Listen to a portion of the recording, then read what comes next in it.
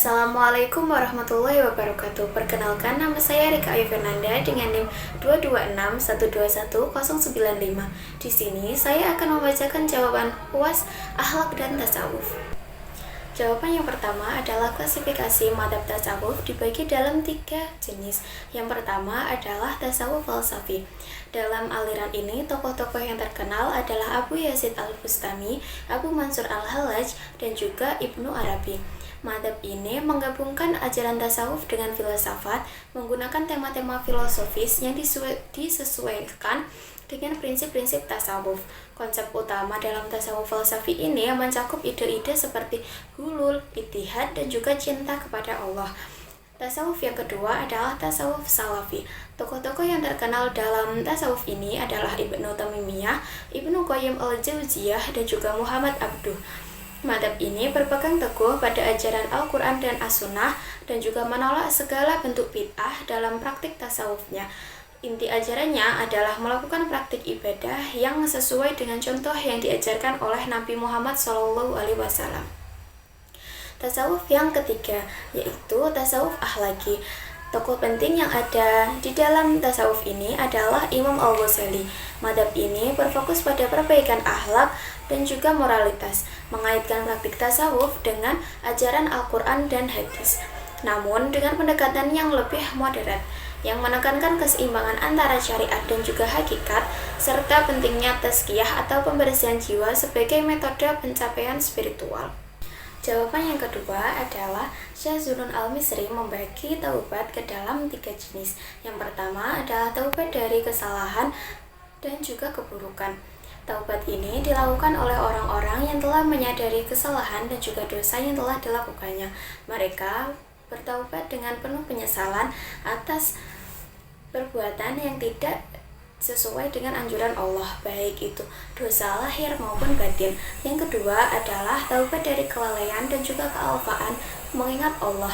Taubat ini ditunjukkan untuk orang-orang yang sering lalai untuk mengingat Allah dalam kehidupan sehari-hari.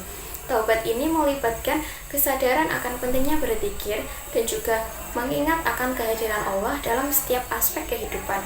Yang terakhir adalah taubat karena memandang kebaikan dan juga ketaatan. Taubat ini merupakan tingkatan taubat yang paling tinggi, di mana seseorang tidak hanya menyesali dosa atau kelalaiannya, namun juga berusaha untuk mendekatkan diri kepada Allah melalui ketaatan dan juga amal baik. Dalam hal ini, taubat bukan hanya sekedar menghindari dosa, tetapi juga berfokus pada peningkatan kualitas ibadah dan juga ketaatan kepada Allah. Jawaban nomor 3, syariat adalah hukum dan juga aturan Islam yang ditetapkan dalam Al-Quran dan juga hadis. Hal ini mencakup semua aspek kehidupan umat muslim termasuk ibadah, akhlak, dan juga interaksi sosial. Syariat berfungsi sebagai panduan untuk memperbaiki aspek lahiriah dalam kehidupan. Contohnya, melaksanakan sholat 5 waktu, puasa di bulan Ramadan, dan juga membayar zakat. Yang kedua adalah thariqat. Thariqat adalah usaha pribadi seseorang yang berusaha untuk mendekatkan diri kepada Allah SWT. Thariqat seringkali melibatkan bimbingan dari seorang guru atau mursyid dan juga praktik suluk. Contohnya, mengamalkan wirid atau zikir tertentu di bawah bimbingan orang mursyid di dalam sebuah thariqat. Yang ketiga adalah hakikat. Hakikat adalah kebenaran yang mendalam dari pengalaman spiritual. Hakikat adalah pemahaman yang diperoleh oleh seseorang dalam menjalani thariqat dan mengalami musyahadah terhadap kebenaran. Contohnya, seorang sufi yang mengalami penglihatan spiritual atau pencerahan tentang sifat-sifat Allah setelah menjalani thariqat selama bertahun-tahun. Yang terakhir adalah ma'rifat. Ma'rifat adalah pengetahuan hakiki tentang ilahi yang didapatkan setelah menghilangkan segala halangan dalam hati. Ma'rifat merupakan tingkat tertinggi dalam perjalanan spiritual, di mana seseorang dapat melihat kebenaran sejati tentang Allah dan realitasnya.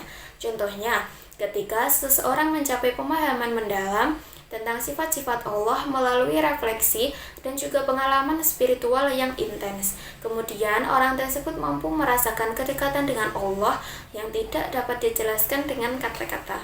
10 tanda-tanda mahabbah ilahiyah. Yang pertama adalah Tauhid Mahabbah. Tauhid Mahabbah adalah pengakuan akan keesaan Allah dan juga mencintainya dengan sepenuh hati. Yang kedua adalah ittiba.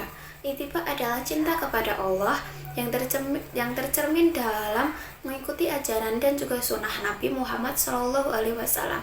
Hal ini menunjukkan komitmen untuk menjalani hidup sesuai dengan petunjuknya. Yang ketiga adalah ikhlas hati.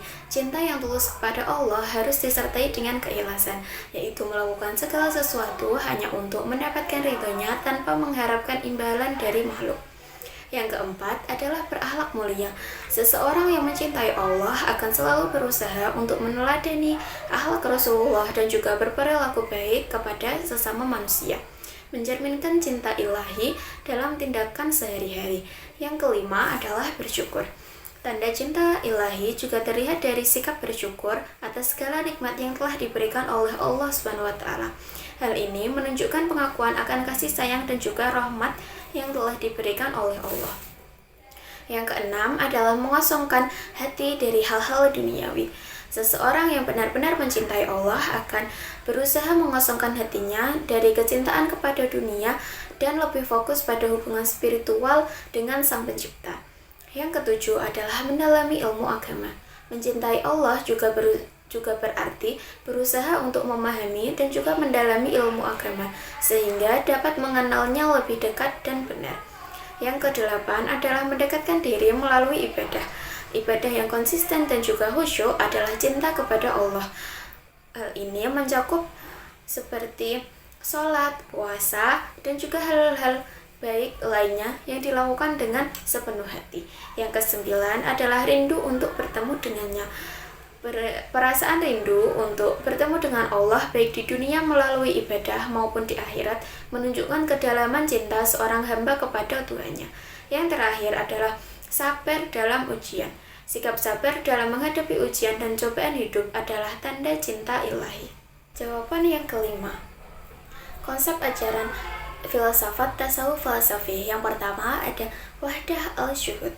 Wahdah al-syuhud merupakan konsep tasawuf yang menunjukkan tingkat spiritual di mana seorang sufi dapat mencapai kesadaran mendalam akan kehadiran Tuhan dengan menyaksikan keberadaannya dalam segala hal tanpa menganggap bahwa Tuhan ada di dalam ciptaannya.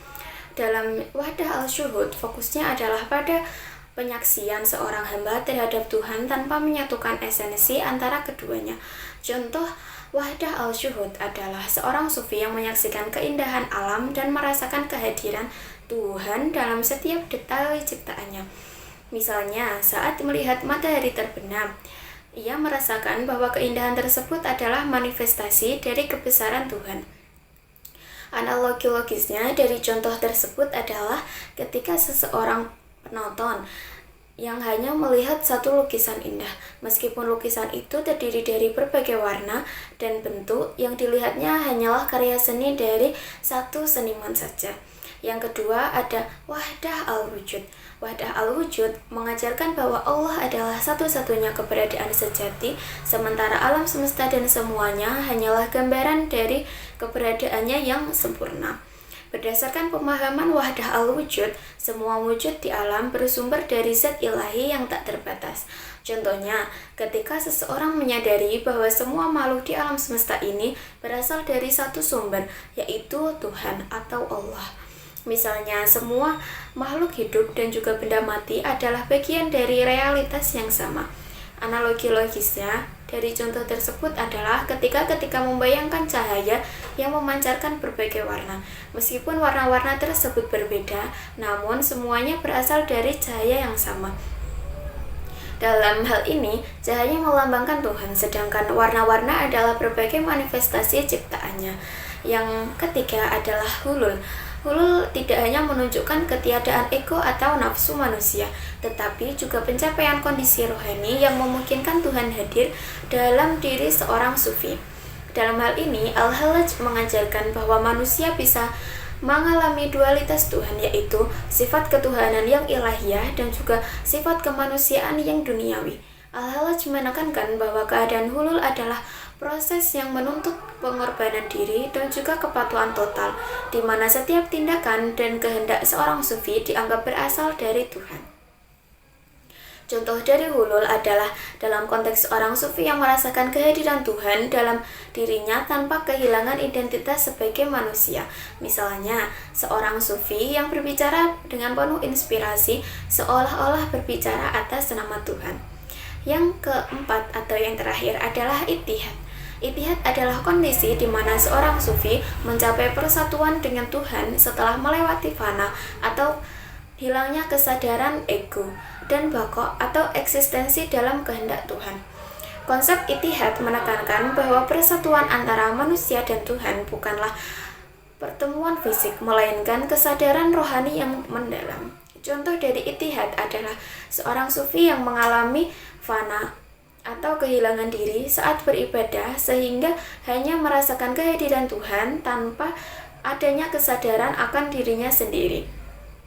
Analogi logisnya dari contoh ittihad ini adalah seperti api yang menyatu dengan kayu bakar. Maksudnya, ketika kayu bakar terbakar sepenuhnya, tidak ada lagi kayu yang tersisa, hanya ada api. Dalam hal ini, api melambangkan Tuhan dan kayu bakar melambangkan jiwa manusia. Sekian jawaban yang dapat saya sampaikan, kurang lebihnya mohon maaf. Wassalamualaikum warahmatullahi wabarakatuh.